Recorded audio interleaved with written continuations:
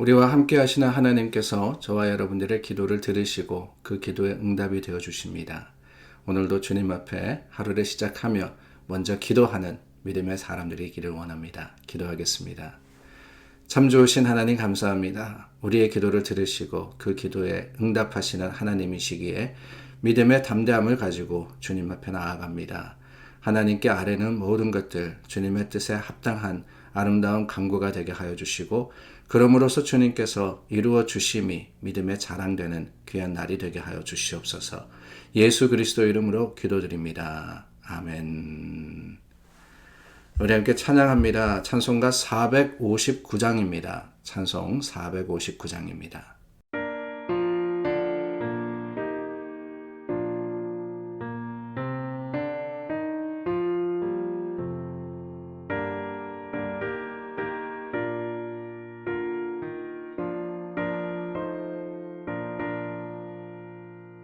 누가 주를 따라 섬기려는가 누가 죄를 떠나 주만 따를까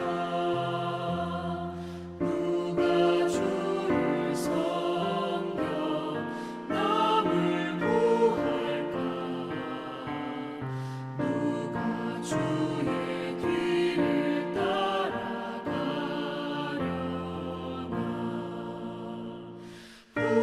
부르심을 받아 주의 은혜로 주를 따라가네 주만 따르네 세상 영광 위에 나름 아니요 크신 사랑이네 주만 따르고 주가 내려주신 은혜 힘입어 주의 뒤를 따라 힘써 일하네 부르심을 받아 주의 은혜로 주를 따라가네 주만 따르네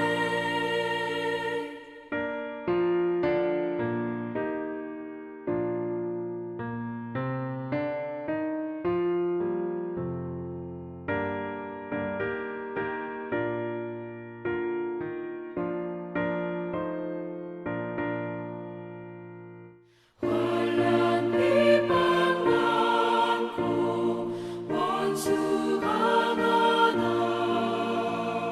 주의 용사도 힘이 강하니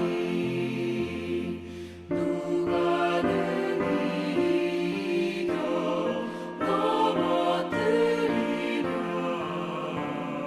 변함없는 진리 승리하리라 기쁜 찬송하며 주의 은혜로 주를 따라가네 주만 따르네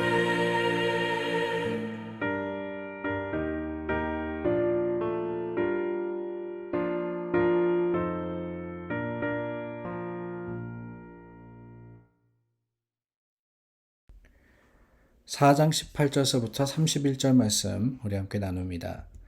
모세가 그의 장인 이드로에게로 돌아가서 그에게 이르되 내가 애굽에 있는 내 형제들에게로 돌아가서 그들이 아직 살아있는지 알아보려 하오니 나로 가게 하소서. 이드로가 모세에게 평안히 가라 하니라. 여호와께서 미디안에서 모세에게 이르시되 애굽으로 돌아가라 내 목숨을 노리던 자가 다 죽었느니라. 모세가 그의 아내와 아들들을 나귀에 태우고 애굽으로 돌아가는데 모세가 하나님의 지팡이를 손에 잡았더라. 여호와께서 모세에게 이르시되 내가 애굽으로 돌아가거든 내가 내 손에 준 이적을 바로 앞에서 다 행하라. 그러나 내가 그의 마음을 완악하게 한즉 그가 백성을 보내주지 아니하리니 너는 바로에게 이르기를 여호와의 말씀에 이스라엘은 내 아들 내 장자라. 내가 내게 이르기를 내 아들을 보내주어 나를 섬기게 하라 하여도 내가 보내주기를 거절하니 내가 내 아들 내 장자를 죽이리라 하셨다 하라 하시니라. 모세가 길을 가다가 숙소에 있을 때에 여호와께서 그를 만나사 그를 죽이려 하신지라. 십보라가 돌칼을 가져다가 그의 아들의 포피를 베어 그의 발에 갖다 대며 이르되 당신은 참으로 내게 피 남편이로다 하니 여호와께서 그를 놓아 주시니라. 그때 십보라가 피 남편이라 함은 할례 때문이었더라. 여호와께서 아론에게 이르시되 광야에 가서 모세를 맞으라 하시매 그가 가서 하나님의 산에서 모세를 만나 그에게 입맞추니 모세가 여호와께서 자기에게 분부하여 보내신 모든 말씀과 여호와께서 자기에게 명령하신 모든 이적을 아론에게 알리니라. 모세와 아론이 가서 이스라엘 자손의 모든 장로를 모으고 아론이 여호와께서 모세에게 이르신 모든 말씀을 전하고 그 백성 앞에서 이적을 행하니 백성이 믿으며 여호와께서 이스라엘 자손을 찾으시고 그들의 고난을 살피셨다 함을 듣고 머리 숙여 경배하였더라. 하나님께서 하나님의 사람들을 부르시고 그들을 통하여서 하나님 일을 이루실 때 사용하시는 기준이 어디 있을까? 그런 생각이 들었습니다. 모세가 하나님의 부르심을 받아서 이제 이스라엘 백성들을 애굽에서 나오게 하는 그 사명을 받았는데 하나님은 도대체 어떤 모세의 모습을 보시고 또한 무엇을 모세에게서 기대하시고 하나님의 사명을 맡기셨는가? 바로 그 질문입니다. 오늘 우리도 하나님께서 부르셔서 주님의 일을 하는 사람인데 우리의 모습이 어떠해야 하느냐라는 질문이기도 하지요. 오늘 말씀을 통해서 바로 그 질문에 대답하기를 원하는데요. 오늘은 짧은 본문입니다. 그러나 이 본문 속에 보면은 여러 가지 이야기들, 여러 가지 사건들이 일어납니다. 먼저는 모세가 이드로 장인입니다. 만나서 이제는 이곳을 떠나서 미디안을 떠나서 애굽으로 가야 되겠다라고 하고 그리고 하나님과 모세가 다시 한번 더 만나는 그 일이 기록이 되어 있습니다. 그리고 난 후에 조금은 당황스러운 장면이 벌어집니다. 24절부터 26절까지 하나님께서 모세를 죽이려고 하시는 사건이에요. 그리고 난 다음에 애굽에 내려간 모세가 아론을 만나고 그 모세와 아론이 이스라엘 자손들의 모든 장로를 만나는 사건, 이것이 바로 오늘 본문의 내용입니다. 그런데 여러분, 이 본문의 이 글들을 가만히 읽다 보면은 가장 당황스러운 것, 아니 이 본문이 이렇게 이어지면서 조금은 의심이 들고 또한 마음이 불편한 것은 그 중간에 끼어 있는 하나님이 모세를 죽이려고 하신 사건 때문이 아닌가 하는 생각이 들어요. 그 사건만 없었다면은 모세가 미디안을 떠나서 애굽으로 와서 이제는 하나님이 맡겨주신 사역을 감당하려 한다 이야기가 쭉 이어지는데 그 중간에 하나님이 이 모세를 죽이려고 하신 그 이야기가 끼어들므로 인해 가지고 도대체 우리에게 좀 낯설고 불편한 본문이 되어 버린 겁니다. 그렇기 때문에 어떻게 생각을 하면은 이 본문이 이해가 되지 않기 때문에 이 본문을 이해하는 것이 오늘 저희에게 주신 하나님 말씀을 이해하는데 가장 중요하다라는 의미가 아닌가 하는 생각이 듭니다. 그만큼 힘들고 낯선 만큼 그만큼 중요한 교훈이 거기에 담겨져 있다라는 것이지요.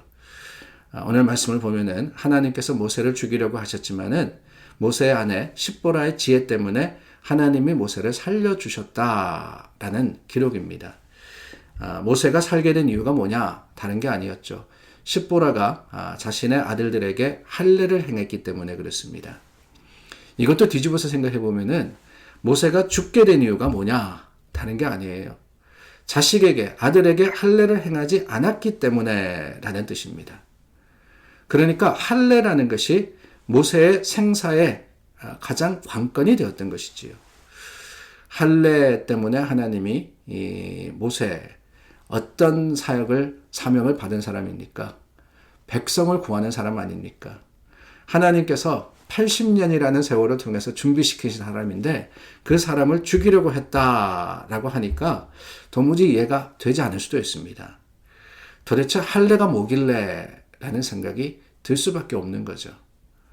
여러분, 할례는 창세기 말씀에 나옵니다. 17장에 보면은 하나님께서 택하여 부르신 아브라함에게 하나님과 언약을 맺었다라는 표징을 주시는데 그 표징이 뭐냐? 바로 할례였습니다.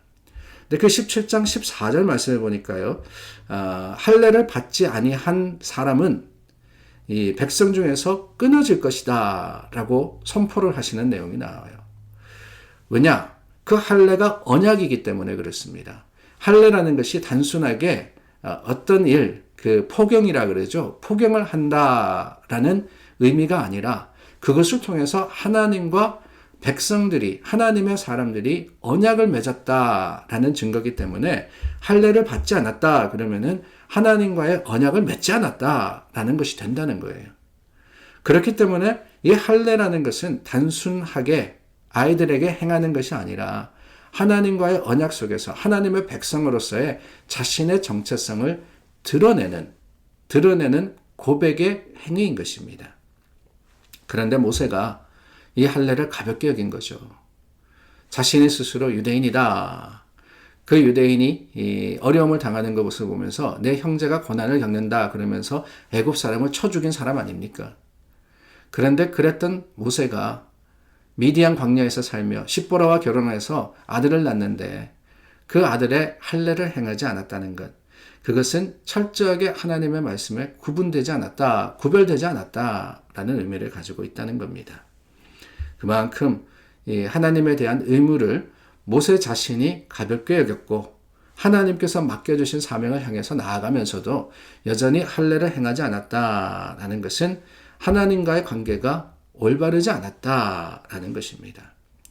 그래서 하나님께서는 오늘 말씀 22절 말씀서부터 보면은 어떤 말씀을 하시느냐, 바로 앞절이지 않습니까? 바로에게 이스라엘은 내 장자라, 내 아를 보내주어 나를 섬기게 하라 하여도 보내주기를 거절하니 내가 내 아들 내 장자를 죽이리라.